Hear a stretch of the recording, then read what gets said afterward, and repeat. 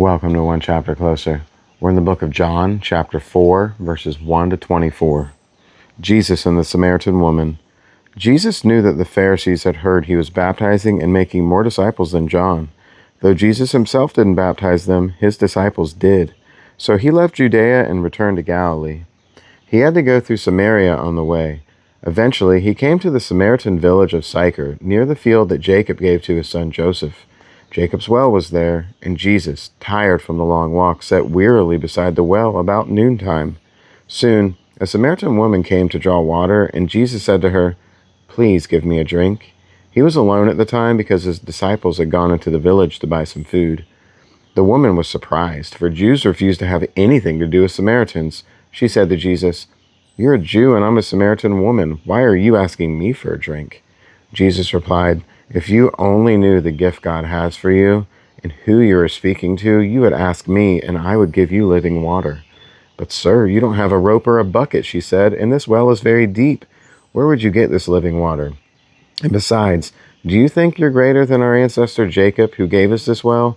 How can you offer better water than he and his sons and his animals enjoyed?" Jesus replied, "Anyone who drinks this water will soon become thirsty again.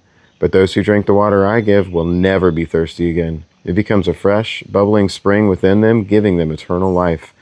"Please, sir," the woman said, "give me this water.